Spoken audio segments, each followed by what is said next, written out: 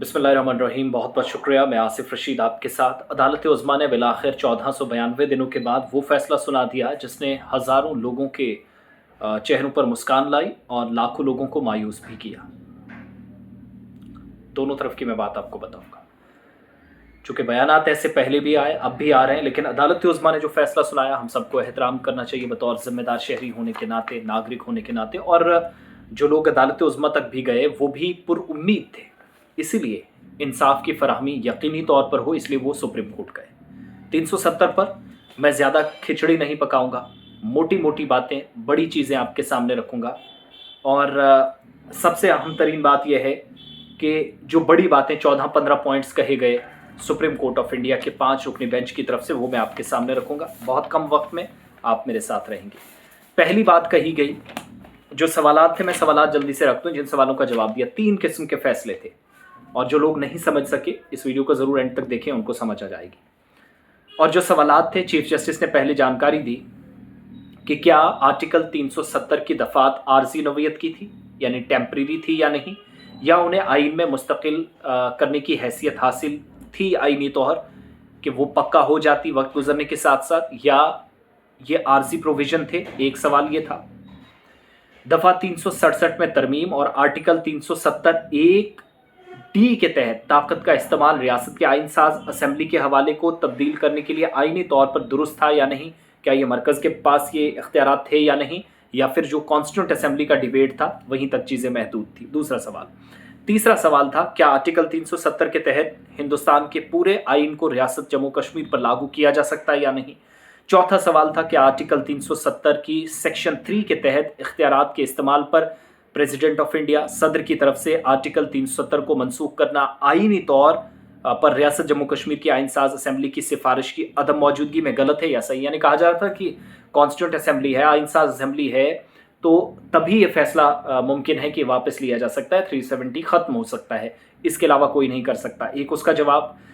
इसके अलावा क्या गवर्नर का ऐलान 20 जून 2018 को जम्मू कश्मीर के आइन की सेक्शन 92 के तहत जो इख्तियारात थे उसका इस्तेमाल करते हुए जम्मू कश्मीर के कॉन्स्टिट्यूशन के वहाँ के आर्टिकल आइन के मुताबिक दफ़ा 53(2) के तहत 21 नवंबर 2018 को ताकत के इस्तेमाल के बाद किया गया था। क्या कानून साज असेंबली को तहलील करना आइनी तौर दुरुस्त था या नहीं, यानी जो कॉन्स्टिट्यूंट असेंबली थी उसको ख़त्म करना आइनी तौर माफ़ कीजिएगा, जो असेंबली को भंग करने का फैसला 2018 में नवंबर में लिया गया, उसके मुतालिक पूछा गया कि क्या वो उस असेंबली को तहलील करना सही था या गलत। फिर 19 दिसंबर 2018 को आइन के आर्टिकल 356 के तहत सदर की तरफ से जारी किया गया ऐलान, जिसके बाद तौसी आइनी तौर पर क्या ये दुरुस्त है या नहीं, जिसमें आपने देखा कि जम्मू कश्मीर के अंदर प्रेसिडेंट रूल फिर से लागू हुआ और जब पीडीपी बीजेपी गवर्नमेंट ख़त्म हुई, सत्यपाल मलिक का एक दौर चला और उसके बाद जाकर 5 अगस्त तक बात पहुंची। फिर एक और आखिरी सवाल था कि क्या जम्मू कश्मीर तंजीम नौ कानून, जम्मू कश्मीर तंजीम नौ कानून या जिसको रीऑर्गेनाइजेशन एक्ट आप कहते हैं 2019 के, जिसके ज़रिए रियासत जम्मू कश्मीर 2 हिस्सों में तकसीम की गई, यूनियन टेरिटरीज़ में तकसीम की गई, आइनी तौर ये फैसला दुरुस्त था या नहीं। तो जवाब मैं लंबा चौड़ा नहीं सुनाऊंगा। 467 माफ़ कीजिएगा 467 पेजेस की जजमेंट है, लंबी चौड़ी बातें हैं, लेकिन जो मोटी मोटी चीज़ें हैं कुछ छोटे छोटे पॉइंट्स रखूंगा। एक तो कहा गया कि इल्हाक के दस्तावेजात पर दस्तखत होने के बाद जम्मू कश्मीर खुद मुख्तारी का अंसर बरकरार नहीं रखता। जो ऑटोनॉमी की बात की जा रही थी ना, जब एक बार कहा गया कि भारत के साथ इंजमाम हुआ, इल्हाक हुआ, इंस्ट्रूमेंट ऑफ एक्सेशन हुआ, तो उसके बाद कोई इख्तियारात नहीं थे कि वो ऑटोनॉमी के हिसाब से चलती।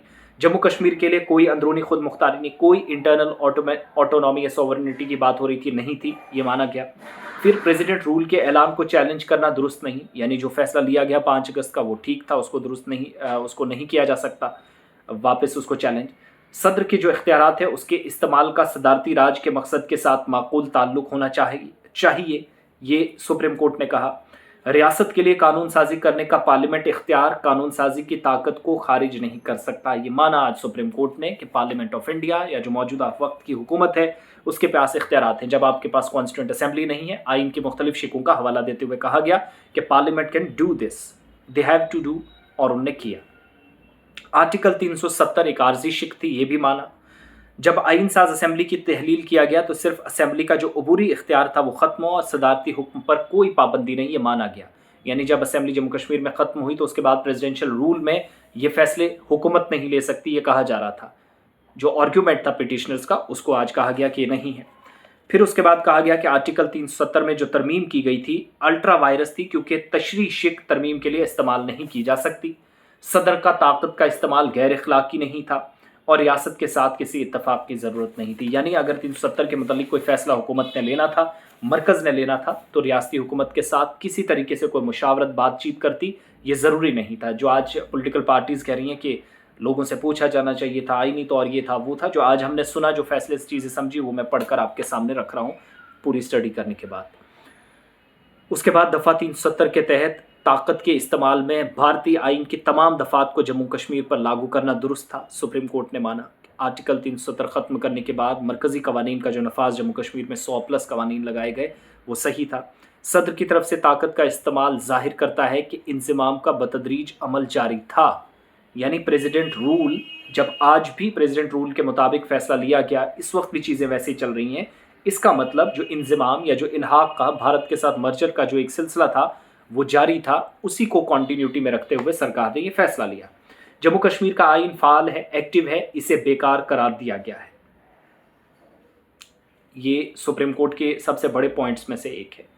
لداخ کو مرکز کے زیر انتظام علاقے کے طور پر دوبارہ ترتیب دینے کو برقرار رہی ہے۔ لداخیوں کے لیے ایک جھٹکا ہے۔ دو چیزیں لداخیوں سے سیکھنی ہوگی کہ انہوں نے پولیٹیکل محاذ پر لڑائی جاری رکھی، دلی کے ساتھ بات چیت آج بھی کر رہے ہیں، منوانے کی کوشش کر رہے ہیں۔ سپریم کورٹ میں لا کے فیصلہ آج ختم ہو گیا ہوتا اگر وہ یہاں پر آئے ہوتے۔ اس لیے یہ جو یوٹی ہماری ہے جموں کشمیر کی، وہ عارضی ہے، وہ ٹیمپریری ہے، وہ اسٹیٹ ہوڈ میں بدلے گی، لیکن لداخ کے لیے فیصلہ صحیح تھا، یہ سپریم کورٹ نے مانا۔ جموں کشمیر کا ریاست کا درجہ بحال کیا جائے، یہ کہا گیا۔ لداخ کو الگ کرنے کا فیصلہ برقرار رہا۔ 370 میں جنگی حالات کی وجہ سے ایک عبوری انتظام تھا، کہا گیا کہ یہ عارضی شک تھی، اور چونکہ وار اسٹیٹ تھی، یہاں پر حالات ایسے بنے جہاں پر کئی بار ایسے چھوٹے چھوٹے فیصلے لینے پڑے جو آج ہم آئین کی بات کر رہے ہیں، مختلف دفعات کا سہارا لینے کی بات کر رہے ہیں، یہ چیزیں بالکل درست قرار دی گئی۔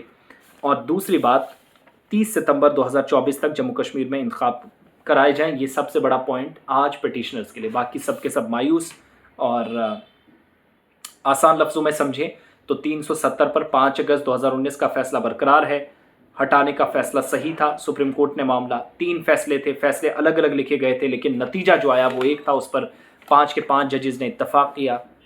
ہر فیصلہ جو ہے قانونی طور پر اس کو چنوتی یا پھر اس کو چیلنج نہیں کیا جا سکتا، یہ مانا گیا آج سپریم کورٹ میں۔